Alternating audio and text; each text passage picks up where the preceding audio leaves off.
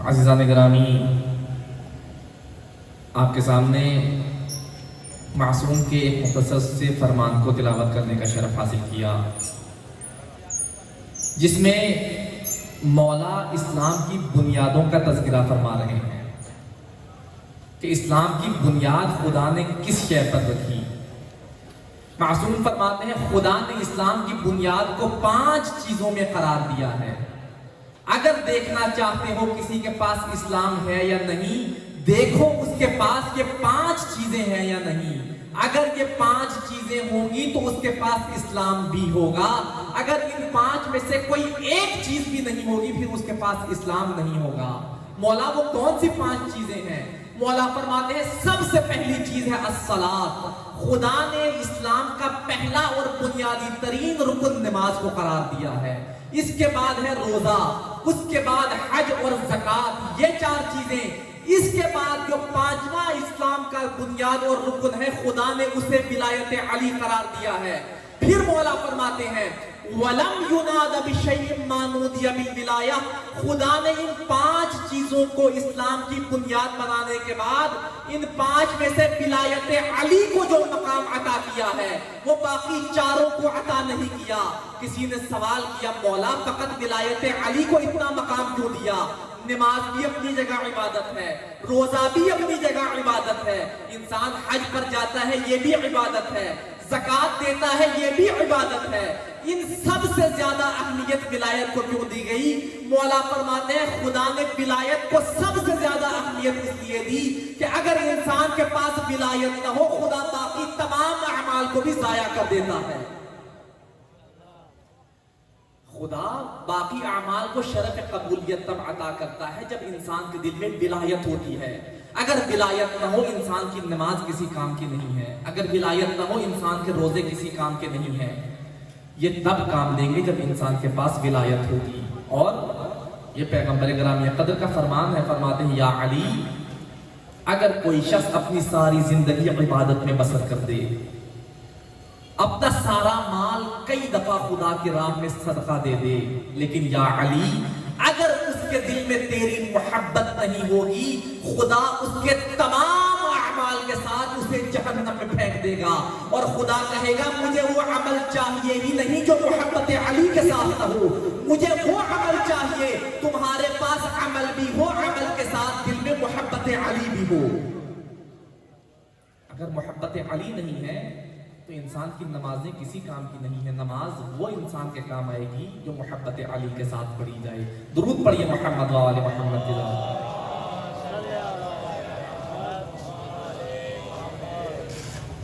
اور چونکہ یہ ایام وہ ایام چل رہے ہیں کہ جب امام حسین اپنے حج کو عمرے میں تبدیل کر کے واپس تشریف لے گئے کربلا کی طرف،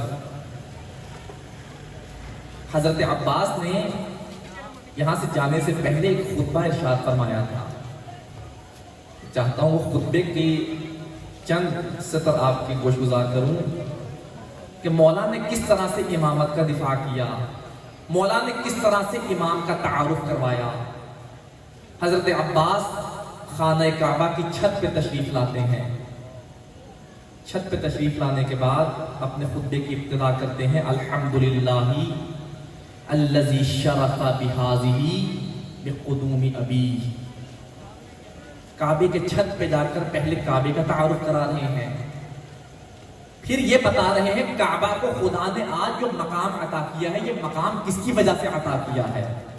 فرماتے ہیں الحمدللہ الذی شرف ھذا بقدوم ابی۔ اپنا تعارف نہیں کرواتے، وہاں پر امامت کا دفاع کر رہے تھے۔ کعبے کی چھت پہ چڑھ کے کعبے کی طرف اشارہ کر کے فرماتے ہیں تمام تعریفیں اس خدائے بزرگ و برتر کے لیے ہیں جس نے اس کعبہ کو شرف اور مقام عطا کیا تو حسین کے بابا کی وجہ سے عطا کیا۔ فرماتے ہیں من کان بالامس بیتا اصبح قبلتا۔ یہ کعبہ کہ جس کا آج تم طواف کر رہے ہو، جہاں سے حسین کو واپس بھیج رہے ہو، من کان بالامس بیتا، علی کے آنے سے پہلے یہ فقط ایک بیت تھا، ایک گھر تھا۔ خدا نے علی کو بھیجنے کے بعد اصبح قبلتا، اس بیت کو قبلے کا مقام عطا فرمایا۔ اسے تمام مسلمانوں کے لیے مرکز قرار دیا. پھر فرماتے ہیں کہ ایھا الناس، اے لوگوں، کیا تم اسے کعبے کے پاس جانے سے روک رہے ہو جو خود کعبے کا وارث ہے؟ اس سے بڑا کعبے کے قریب کوئی نہیں ہے. حسین کا کعبے سے خون کا رشتہ ہے. پھر مولا عباس کیا خوبصورت جملہ ارشاد فرماتے ہیں، توجہ کیجئے گا.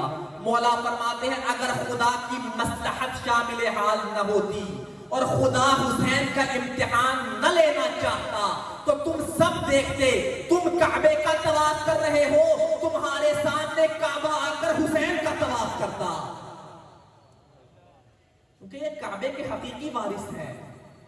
کعبہ خود چل کے حسین کے پاس آتا اور حسین کے ہاتھوں پہ بوسہ دیتا اور تمہیں بتاتا کہ حسین کس مقام و مرتبے کا مالک ہے، حسین کو خدا نے کیا مقام عطا کیا ہے. فرماتے ہیں انظروا ثم انظروا، اے لوگوں، حسین کے خلاف ہوئے ہو، ذرا سوچو تو صحیح کس حسین کے خلاف ہوئے ہو. دیکھو من کان شارب الخمر، حسین کے مقابل کون ہے؟ دو گروہ ہیں. ایک گروہ وہ ہے جو شراب پینے والا ہے، وَمَنْ كَانَ صَاحِبُ الْكَوْثَرِ، اور دیکھو اس شرابی کے مقابلے میں کون ہے. ایک طرف شرابی ہے، ایک طرف حوض کوثر کا مالک ہے. اب تم نے خود انتخاب کرنا ہے، تمہیں شرابی کے پاس جانا ہے یا حوض کوثر کے مالک کے پاس جانا ہے. کیونکہ جب اس دنیا سے چلے جاؤ گے، یہاں تو تم اس شرابی کے دربار میں جا سکتے ہو. قیامت کا دن وہ دن ہوگا جہاں پر اسی کی مرضی چلے گی جسے خدا اس دن اپنا مقام عطا کرے گا. اس دن خدا فقط حسین کو مقام عطا کرے گا، کیونکہ حسین کو خدا نے جوانان جنت کا سردار بنایا ہے. اب انتخاب تم نے کرنا ہے، تم نے جوانان جنت کے سردار کے پاس آنا ہے یا تم نے شرابی کے پاس جانا ہے. پھر خوبصورت مثال دیتے ہیں، فرماتے ہیں کہ تم حسین کے خلاف ہوئے ہو، کوئی نئی بات نہیں ہے. تم سے پہلے قریش بھی رسول کے خلاف ہوئے تھے. قریش نے بھی رسول کو قتل کرنے کا پروگرام بنایا تھا، لیکن کیا کرتے، جتنے بھی پروگرام بناتے علی ان کے سامنے آ جاتے. جب تک علی تھے پیغمبر پر کوئی حملہ نہ کر سکا. کوئی جہاں سے حملہ کرتا علی سامنے آ جاتے، علی آ کر پیغمبر کا دفاع کرتے. جس طرح میرے بابا علی کے ہوتے ہوئے کوئی رسول کو نقصان نہیں پہنچا سکتا تھا، اب اگر تم حسین کو نقصان پہنچانا چاہتے ہو تو عباس حسین کے سامنے علی بن کر کھڑا ہوگا. تمہیں پہلے عباس کا مقابلہ کرنا پڑے گا، پھر جا کر حسین کا مقابلہ کرنے کی نوبت آئے گی. اگر تم حسین کو قتل کرنا چاہتے ہو، اس کا آسان طریقہ ہے پہلے عباس کا مقابلہ کرو، پہلے عباس کا خون بہاؤ، پہلے عباس کو قتل کرو، پھر تم حسین تک جا سکتے ہو. جب تک عباس زندہ ہے حسین تک جانے کی کسی کی جرأت نہیں ہے. اور جب تک حضرت عباس زندہ رہے کوئی مولا کی طرف نظر اٹھا کر بھی نہیں دیکھ سکتا تھا. حضرت عباس اتنے بہادر، جب میدان میں جاتے لوگوں کو گمان ہوتا کہ علی ابن ابی طالب خود میدان میں آ گئے ہیں. علی کی شجاعت تھی جناب حضرت عباس کے پاس. اور یہ آل محمد ایک سے بڑھ کر ایک شجاع ترین انسان ہے. ایک ایک ہستی کا مقابلہ کرنے کے لیے لوگوں کو لشکر بلانے پڑتے تھے. اگر آپ نے دیکھنا ہو کہ بنی ہاشم کتنے شجاع ہوتے تھے، جناب مسلم کی زندگی کا مطالعہ کیجیے کہ جن کی آج ہم یاد میں یہاں جمع ہیں. جناب مسلم ابن عقیل، جنہیں مولا اپنا سفیر بنا کر بھیج رہے ہیں. اور کیا خوبصورت جملہ ارشاد فرما رہے ہیں. جب خط دے کر بھیجا جناب مسلم کو، خط کے پہلے سطر میں جناب مسلم کا تعارف کرایا کہ اے کوفہ والوں، جسے میں تمہاری طرف بھیج رہا ہوں یہ میرا سب سے قابل بھروسہ انسان ہے. اسے حضرت امام حسین قابل بھروسہ کہیں، سمجھیے اس کا کیا مقام و مرتبہ ہوگا، کتنا قابل بھروسہ ہوگا وہ. جناب مسلم کوفے میں تشریف لائے. کوفے میں کب آئے بس منظر آپ سب جانتے ہیں. جب کوفے سے امام حسین کو خطوط پہ خطوط آ رہے تھے، لوگ امام کو پکار رہے تھے کہ مولا کوفے میں تشریف لائیں، ہم آپ کی زیارت کرنا چاہتے ہیں. ہر طرف سے امام کو بلایا جا رہا تھا. امام نے اپنا نمائندہ بنا کر جناب مسلم کو بھیجا کہ مسلم جاؤ اور جا کے کوفہ والوں سے میرے لیے بیعت طلب کرو. جناب مسلم تشریف لائے کوفہ میں. کوفہ میں آنے کے بعد امام کا خط لوگوں کو دکھایا امام سے، اور لوگوں سے امام کے لیے بیعت طلب کرنا شروع کی. لوگ جوک نہ جوک آ کے جناب مسلم کے ہاتھوں پر بیعت کر رہے ہیں. ہزاروں کی تعداد میں لوگ آئے ہوئے ہیں اور جناب مسلم کے ہاتھ میں بیعت ہو رہی ہے. جب جناب مسلم نے یہ منظر دیکھا تو مولا کو خط لکھا کہ مولا آپ کوفے کی طرف تشریف لائیں. کوفے والوں نے جو کہا تھا صحیح کہا تھا، آپ کا ساتھ دینے کے لیے تیار ہیں، سب آپ کی بیعت کر رہے ہیں، مولا آپ تشریف لے آئیں. مولا تک خط بھیجا. اب جیسے ہی خط بھیجا پیچھے حالات تبدیل ہونے لگے. وہ کوفے والے کے جو ہزاروں کی تعداد میں جناب مسلم کے ہاتھ پر امام کی بیعت کر رہے تھے، ایک ایک کر کے راہ فرار اختیار کرنے لگے. اور ایک وقت ایسا آیا وہ مسلم کے جس کے ہاتھ پر ہزاروں لوگ بیعت کر رہے تھے کوفے میں تنہا رہ گیا. کوئی ایک بھی ایسا نہیں تھا جو جناب مسلم کے ساتھ کھڑا ہوتا. جناب مسلم کوئی ٹھکانہ نہیں، مسافر ہیں. کوفے کی گلیوں میں پریشانی کے عالم میں آئے. کبھی کسی گلی میں جا رہے ہیں، کبھی کسی گلی میں جا رہے ہیں، لیکن کہیں کوئی پناہ دینے کے لیے تیار نہیں ہے. آخر میں پریشان ہو کر ایک دروازے کے ساتھ ٹیک لگا کر بیٹھ گئے. ٹیک لگا کے بیٹھے تو خاتون جس کے گھر کے دروازے کے ساتھ ٹیک لگا کر بیٹھے تھے، اس خاتون کا بیٹا گھر نہیں آیا تھا. اس نے دروازہ کھولا کہ اپنے بیٹے کو دیکھ سکے تو کیا دیکھا کہ ایک جوان دروازے کے ساتھ ٹیک لگا کر بیٹھا ہوا ہے. پوچھا اس خاتون نے کہ اے جوان تجھے کیا چاہیے؟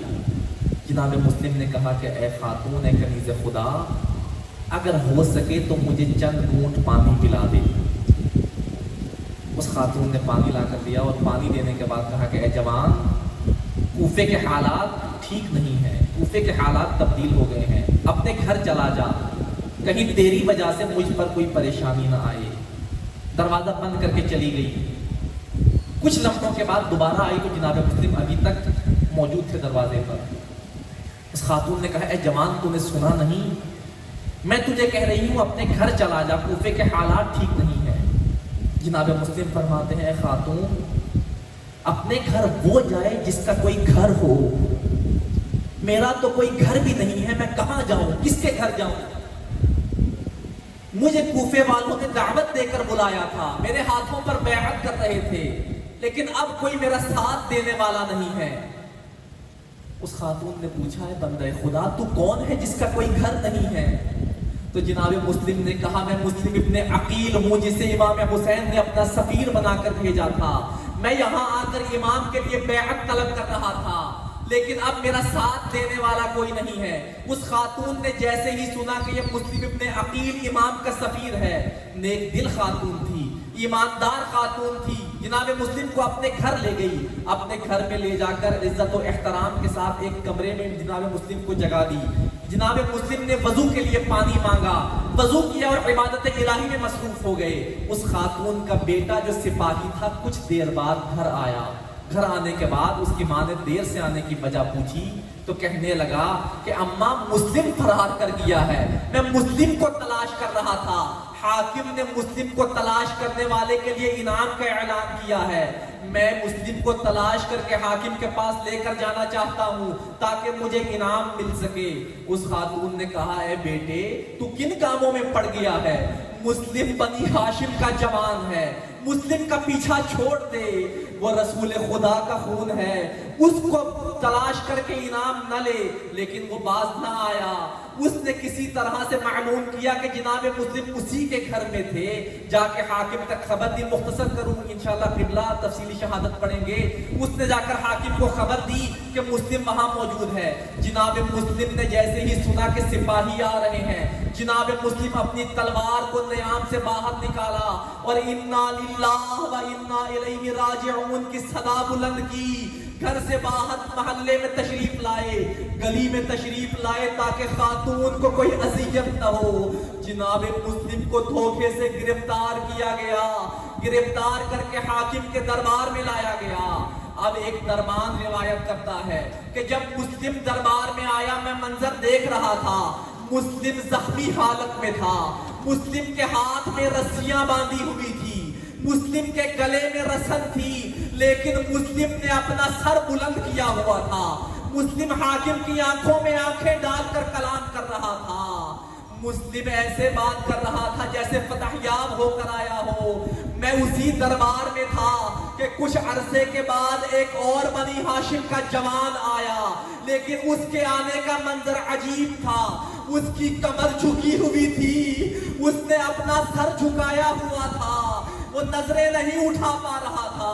یہ دربان کہتا ہے میں اس جوان کے پاس گیا اور جا کے عرض کی کہ تجھ سے پہلے بھی ایک بنی ہاشم کا جوان آیا تھا، لیکن میں گواہ ہوں، میں نے دیکھا کہ جب وہ دربار میں آیا اس نے اپنا سینہ چوڑا کیے ہوئے تھا، اس کی گردن اونچی تھی، حاکم کے نگاہ میں نگاہ ڈال کر کلام کر رہا تھا، لیکن تو بھی بنی ہاشم کا جوان ہے، تیری کمر جھکی ہوئی ہے، تو نے اپنا سر جھکایا ہوا ہے، تو اپنی نظریں نہیں اٹھا پا رہا۔ آخر ماجرا کیا ہے؟ سید سجاد فرمانے لگے سوال کرنے والے ذرا انصاف سے سوال کر۔ جب مسلم کو دربار میں لایا گیا، مسلم اس لیے اپنا سینہ چوڑا کیے ہوئے دربار میں آیا کہ مسلم اکیلا تھا، مسلم کے ساتھ مخدرات عصمت نہیں تھی، لیکن میں اپنا سر کیسے اٹھاؤں؟ میں جیسے ہی اپنا سر اٹھاتا ہوں کبھی میری نگاہ زینب کبریٰ کے چہرے پہ پڑتی ہے، کبھی میری نگاہ ام کلثوم کے کھلے ہوئے سر پہ پڑتی ہے، اور جب میں نظریں اٹھا کر دیکھتا ہوں تو کبھی دیکھتا ہوں میری چھوٹی سی بہن، اسے کنیزی میں مانگا جا رہا ہے۔ اگر میرے ساتھ مخدرات عصمت نہ ہوتی تو تو دیکھتا کہ میں بھی کس طرح کلام کرتا ہوں۔ عزاداروں، اب ایک ایسا وقت آیا کہ جناب مسلم کو دارالعمارہ پر لے جایا گیا۔ دارالعمارہ سے جناب مسلم کو شہید کر کے کوفے کی گلیوں میں جناب مسلم کو پامال کیا گیا، پیروں میں رسیاں ڈالی گئی۔ امام حسین تک خبر پہنچی، امام نے مسلم کی بیٹی کو بلایا، مسلم کی بیٹی کے سر پہ ہاتھ پھیرنے لگے۔ اب بنی ہاشم کی بچی تھی، کہنے لگی ماموں آپ مجھے ایسے پیار کر رہے ہیں جیسے میں یتیم ہو گئی ہوں۔ مولا فرمانے لگے بیٹی جب تک حسین زندہ ہے اپنے آپ کو یتیم مت کہنا، تمہارا اب میں تمہارے باپ کی جگہ ہوں۔ جناب امام حسین نے عاتقہ کو پیار کیا، عاتقہ کے سر پہ اپنا دست شفقت پھیرا۔ راوی لکھتا ہے کہ جب امام جناب مسلم کی بچی سے پیار کر رہے تھے، جناب سکینہ خیمے کے دروازے پہ کھڑی تھی اور یہ سارا منظر دیکھ رہی تھی کہ جب بھی کوئی بچی یتیم ہوتی ہے اس کے سر پہ دست شفقت پھیرا جاتا ہے۔ یہی وجہ ہے کہ عصر عاشور جب امام کو شہید کیا گیا، اب سکینہ اس انتظار میں تھی کہ کوئی آئے گا میرے سر پہ دست شفقت پھیرے گا، مجھے پیار کرے گا۔ عزاداروں سکینہ کے سر پہ ہاتھ تو رکھا، لیکن شمر لعین نے ایسا ہاتھ رکھا کہ جب ہاتھ اٹھایا تو سکینہ کی رضا ساتھ لے گیا۔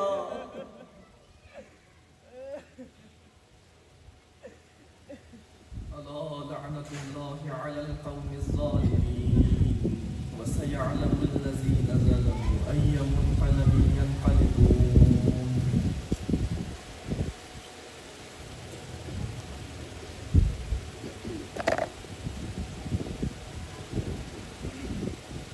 اب آپ کے سامنے علامہ عبداللہ صابر حسین صاحب فرمائیں گے۔ نعرہ تکبیر،